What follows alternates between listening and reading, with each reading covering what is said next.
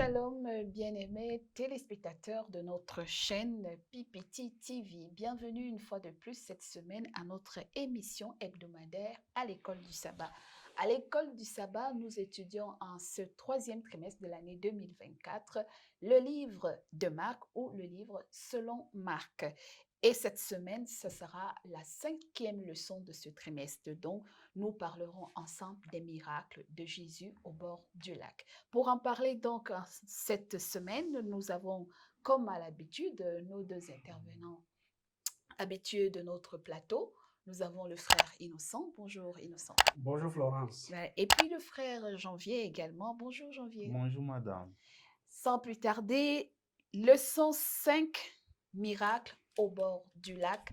Le verset des mémoires se trouve dans le livre de Marc au chapitre 5, le verset 19.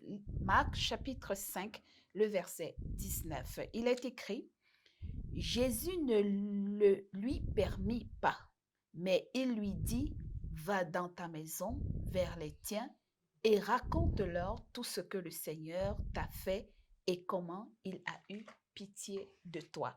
Jésus s'adressant là à un démoniaque. Nous allons découvrir l'histoire un peu plus en avant tout au long de l'émission.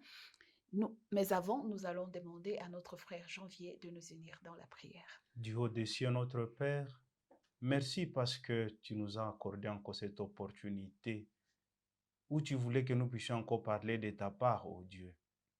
Oui, purifie-nous et utilise-nous surtout comme un objet, un canal qui permettra aussi aux autres de recevoir ton salut. Au nom de Jésus, Amen. Amen. Merci donc. Miracle de Jésus au bord du lac. De quel lac s'agit-il? Ici, particulièrement dans les chapitres 4, 5 et 6, nous parlons beaucoup du lac de Galilée. Alors, Jésus est en train de parcourir la cité de Galilée et il va accomplir une série successive de messages ou de miracles extraordinaires. Quelle était donc la place des miracles dans le ministère de Jésus, frère Innocent? Bon, merci beaucoup. D'abord, je crois que avant que nous ne parlions, nous allons faire une petite construction.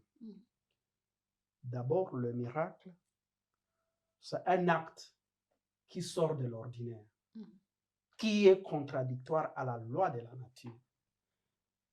On parle de la loi de la nature, on sait que les règles de la loi de la nature, c'est comme ça.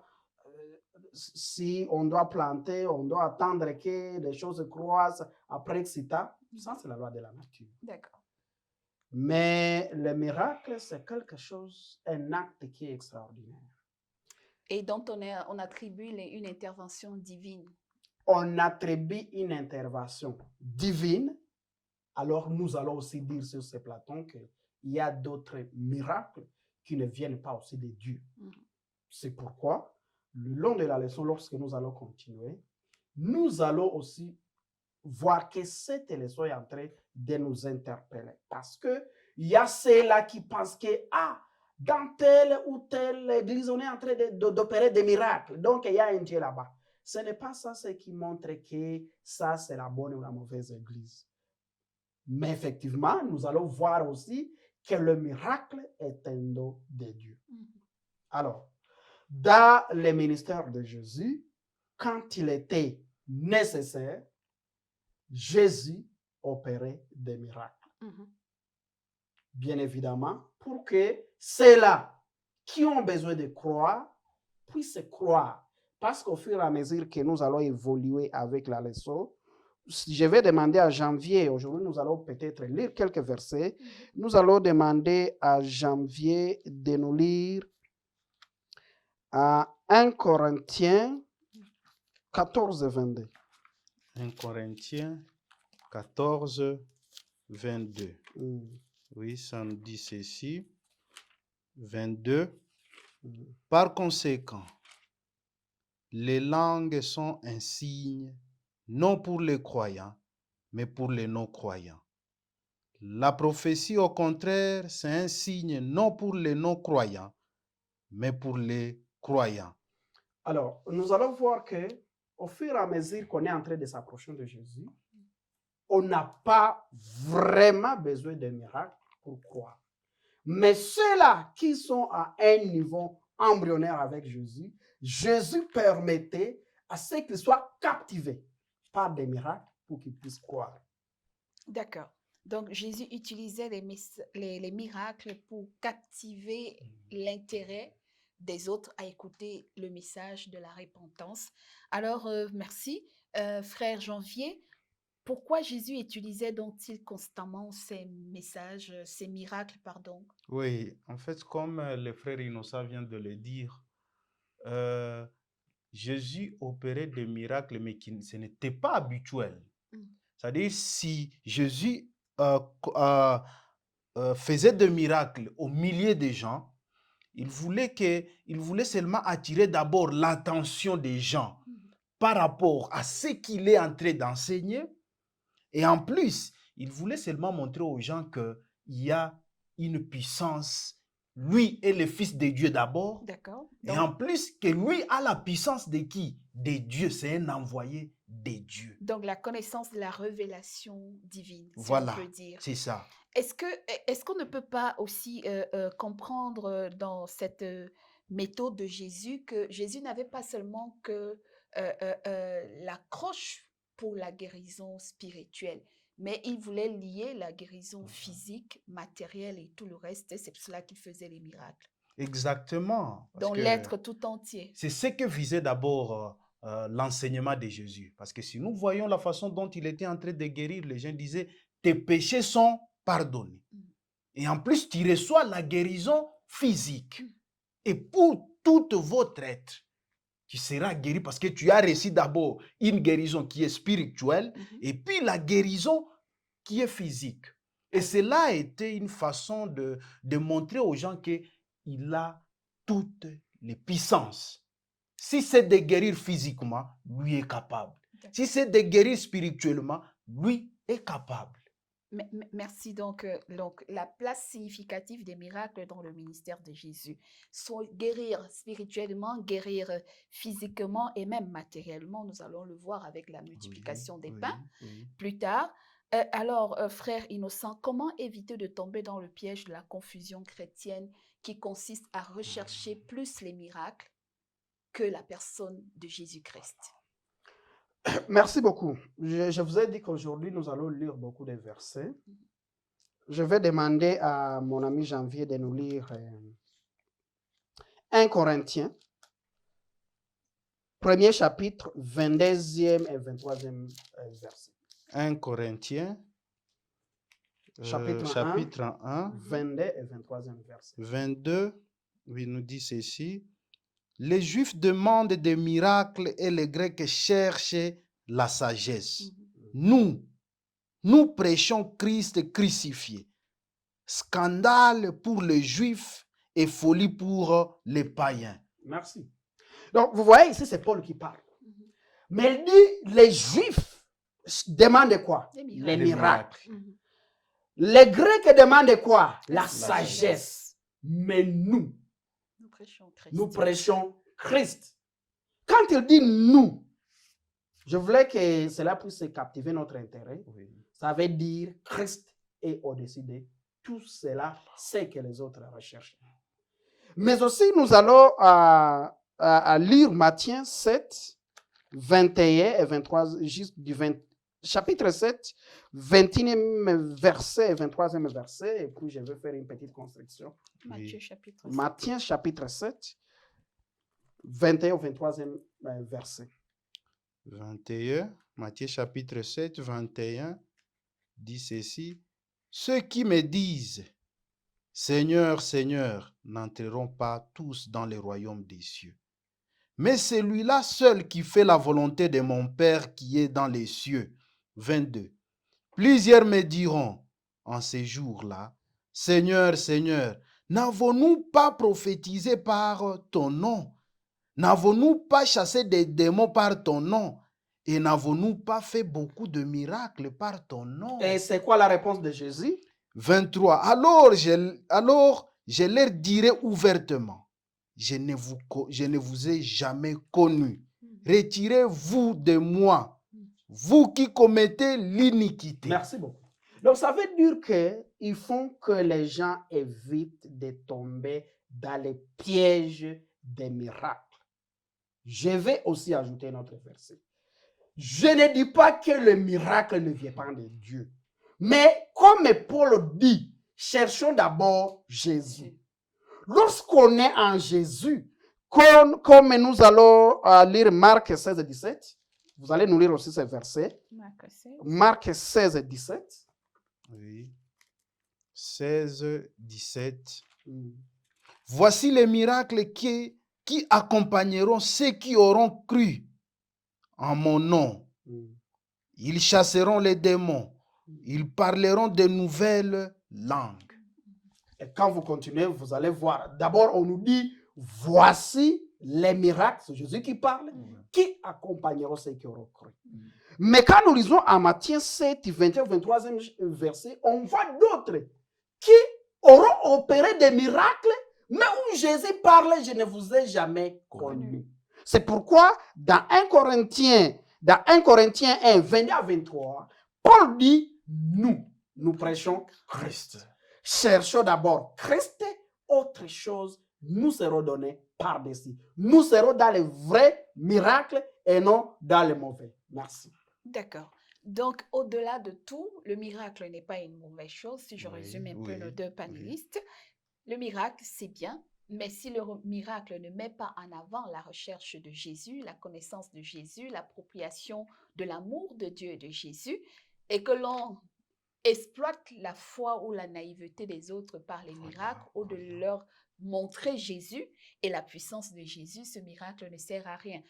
Comme il a dit le frère dans le livre de Matthieu, beaucoup feront des miracles, mais Jésus dira à la dernière minute, je ne vous connais pas, acteur de l'iniquité. Donc, faisons très attention dans la propension à la recherche des miracles.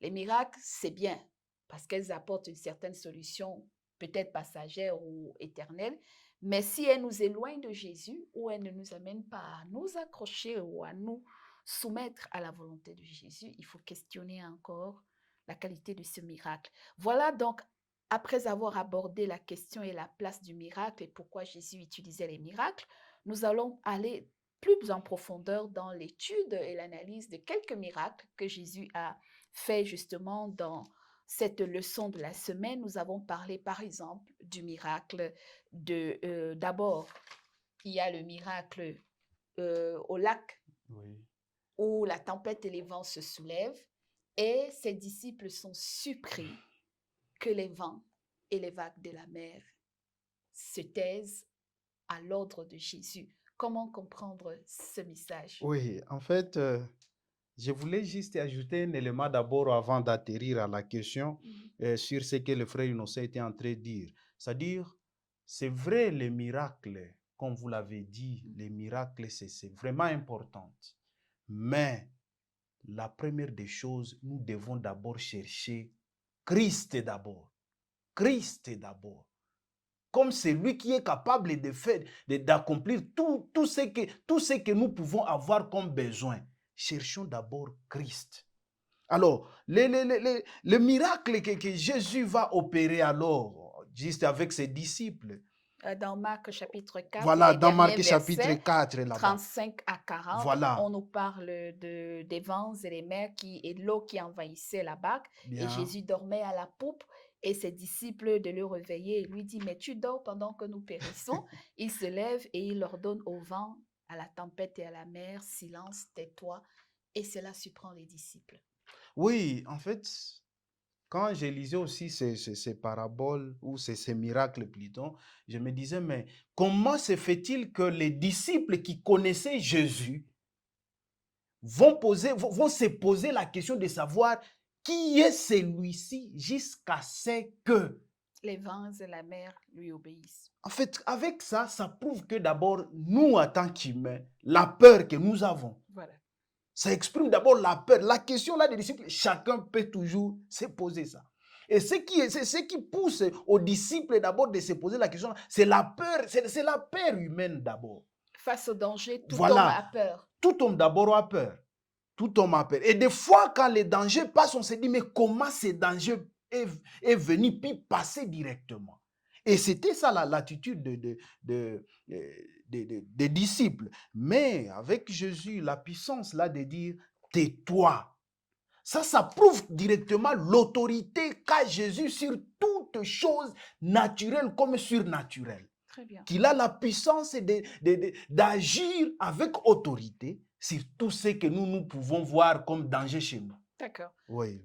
Le doute, la peur, le silence de Dieu, parfois, quand les choses, le tourbillon de la tempête nous prend, nous nous demandons toujours si Dieu est avec nous, si elle est à l'écoute. Alors, on y a un autre miracle, un incident qui entre dans le premier chapitre, les premiers versets du livre de Marc, chapitre 5, pratiquement du premier verset jusque vers le verset 17 par là. Nous avons l'histoire du démoniaque qui était possédé d'une légion. Donc, un contingent d'armée démoniaque possédait un être humain. Et le récit nous dit qu'il vivait où? Dans les sépultures. Oui. Ça veut dire dans les cimetières. Oui. Alors, comment comprendre le scénario? Bon, merci beaucoup. Quand je lis cette leçon, j'ai trouvé que la leçon aussi nous interpelle. En faisant la combinaison, l'enchaînement avec le premier miracle de calmer la tempête, on trouve les disciples qui appellent Jésus maître. Ça veut dire qu'ils connaissaient la suprématie de Jésus. Oui. Mais quand ils appellent Jésus, l'intention, ce n'est pas pour qu'il calme la tempête. Oui. L'intention, c'est comme si lorsqu'il y a des vagues, chacun doit faire quelque chose pour, par exemple, chercher le récipient, que lui aussi puisse faire quoi? Puisse prendre de l'eau qui est en train de remplir dans la barque et jeter dehors. Oui. C'est comme si on allait dire, mais toi, nous sommes en train de travailler, toi, tu gardes et tu dors. Mm-hmm.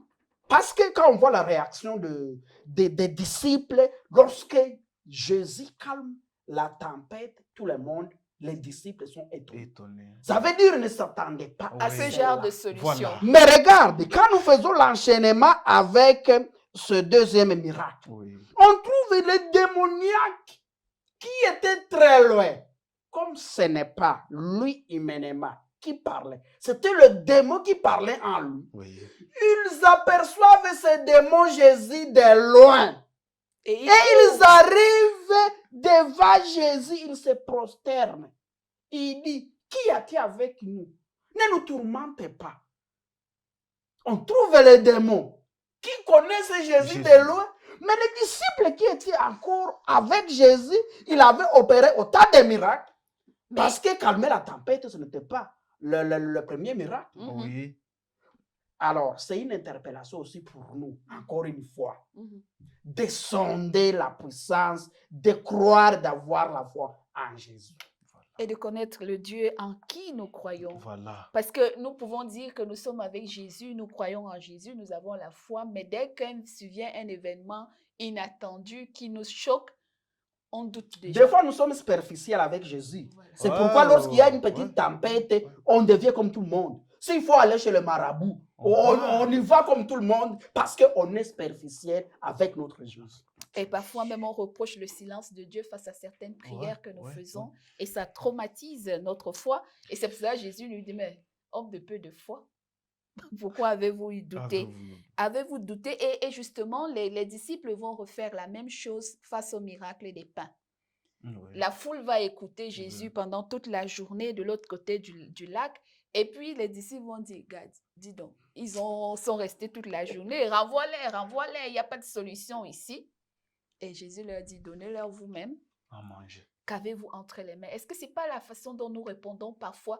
Nous voulons voir Dieu agir immédiatement, mais maintenant, quand Dieu veut nous utiliser pour répondre aussi aux besoins des autres, nous les renvoyons à leur propre douleur, à leur souffrance. Oui, c'est un peu compliqué. Nous qui croyons en Christ, comme le frère Innocent est en train de le dire, la première des choses, croyons d'abord à ce Dieu-là, qu'il existe et qu'il est capable de faire tout.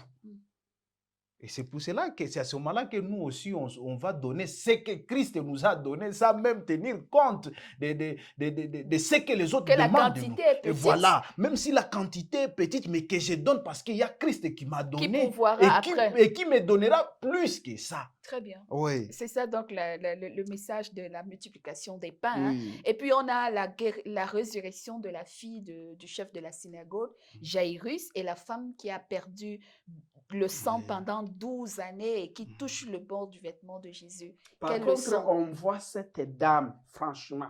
Cette dame, encore une fois, qui, elle connaît qu'en touchant même les bords, le bout de la tunique de Jésus, je serai guéri. Mais quand Jésus demande, qui vient de me toucher?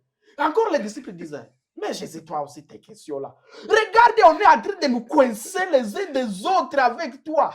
On est à milieu de foule. Et tu demandes qui t'a touché. Ça veut dire des fois, nous sommes en train de nous coincer avec Jésus, mais nous ne le touchons pas. Nous les touchons. Parce que la femme l'a touché avec objectif. Puisse dans cette leçon être interpellée, afin que nous puissions revoir notre relation avec Dieu. Que ce ne soit pas une relation superficielle, mais que ce soit une relation de foi, comme cette dame. Même Jésus l'a dit, ta foi, ma fille, t'a sauvé. Et merci pour cet enrichissement et même de nous comprendre que même Jairus a eu recours, lui qui était un chef religieux, a eu recours à l'aide de Jésus, comme pour dire que le fait d'être un leader spirituel, un leader religieux, un leader d'église ne nous exempte pas de la quête de la puissance et de la présence de Jésus-Christ. Chacun de nous, quel que soit le statut, à un moment donné, a besoin de l'aide et du soutien de Jésus-Christ. Alors, pour finir donc cette leçon, nous avons eu beaucoup de leçons, de récits entrelacés dans cette histoire parce qu'entre-temps, on nous a raconté l'incident de la mort de Jean-Baptiste qui meurt de manière extraordinaire, inattendue lors de l'anniversaire d'Hérode. Et puis, nous avons Jésus qui est rejeté par sa ville, sa famille, et à cause même du miracle contre le démoniaque, parce qu'il avait fait perdre le troupeau de pourceaux. Alors, comment comprendre le sens réel de la première venue de Jésus-Christ et la place significative des miracles alors que nous attendons Jésus-Christ dans les derniers temps? Est-ce qu'il ne va pas arriver un moment où nous allons nous-mêmes confondre ou ne pas comprendre le sens même de l'avènement de Jésus-Christ très bientôt? Oui, voilà même Jean-Baptiste qui va commencer d'abord à prêcher aux gens. C'est lui qui vient après moi. Mais les gens n'ont pas cru à ça. Et quand Jésus faisait des miracles, les gens n'ont pas cru que c'est bien lui. Pourquoi? Parce qu'eux avaient autre vision. C'est pour cela qu'à un certain moment, ils vont dire à Jésus, c'est le temps alors de te mettre où? Pour que tu sois couronné et que tu sois roi. Mais eux ne comprenaient pas l'essence de l'avenir de Christ. Qu'est-ce que Christ est venu? Et c'est la même chose pour nous aussi aujourd'hui. Il y a des fois même quand on nous dit qu'avec des événements qui sont en train de se donner, on dit bon, c'est normal que cela soit. Mais comprenez que Jésus viendra quand nous aussi, on est aussi dans ce genre de choses. Jésus a rancé les foules et les gens pensaient qu'il est venu pour établir un système politique avec un gouvernement où il prendrait les armes et combattrait contre les dominateurs romains. Alors, est-ce qu'on ne risque pas de penser que le retour de Jésus, le second retour que nous attendons, confondre le sens de l'avènement de Jésus? Oui, merci beaucoup. Je voulais ajouter mon frère Janvier pour rappeler que tout est révélé dans la parole de Dieu. Comme les pharisiens, tout était révélé par Jean-Baptiste, mais qui ont été distraits, ils l'ont loupé. Et ceux-là qui ont loupé l'enseignement de Jean-Baptiste, c'était difficile pour eux de croire à Jésus. Aujourd'hui, nous avons la parole est disponible pour tout un chacun. La Bible dit, vous connaîtrez la vérité et la vérité vous affranchira. Il est vrai que si on ne lit pas les signes des temps, on risque d'être surpris. Comme les pharisiens ont été surpris, Jésus est venu. Il y a même aujourd'hui en Israël ceux-là qui continuent à attendre le Messie jusqu'à aujourd'hui. Prions Dieu pour que nous ne soyons pas surpris, que nous sachions lire les signes des temps parce que tout est révélé dans la parole de Dieu. Pour que nous ne soyons pas surpris au grand jour de son avènement quand il viendra rétablir son royaume et le système monde actuel. Merci donc pour ces riches leçons et l'expérience de Jean-Baptiste nous rappelle qu'en attendant que Jésus revienne rétablir son royaume, il est possible que nous soyons nous aussi face à des difficultés, même face à la mort, comme Jean-Baptiste. Mais ce n'est pas parce qu'on meurt pour la foi en Dieu et pour la confiance que notre foi devrait être dépérée. Gardons la foi comme Jean-Baptiste au fort de la bataille, devant les maladies, les souffrances, les douleurs qui nous accablent. Recherchons Jésus par cet attouchement de foi, tel que l'a exprimé la femme atteinte de la maladie pendant 12 ans. Tout le monde peut s'approcher de Jésus, de son trône, toucher Jésus, le bousculer. Mais si vous le touchez avec un attouchement de foi particulier, cette foi que Jésus a reprochée aux disciples lorsqu'ils étaient dans la barque, homme de peu de foi, pourquoi avez-vous douté? J'espère que ce message et l'analyse de ces miracles nous permettront à reviser notre relation de foi avec Jésus. Merci donc de nous avoir écoutés. Nous allons nous dire au revoir tout en vous encourageant de continuer d'écouter nos émissions, de liker, d'aimer et de partager ces leçons. Le frère Innocent va nous unir dans la prière. Au revoir. Éternel notre Dieu, nous voulons te louer, te magnifier parce que tu viens encore une fois de nous parler, de captiver notre attention à travers cette leçon. Permets que cette leçon puisse faire en sorte que nous puissions revisiter notre relation avec toi. Que ce ne soit pas une relation superficielle, mais que ce soit une relation basée sur la foi, comme la femme qui a coulé du sang pendant 12 ans. Au nom de Jésus, amen. Amen. Amen.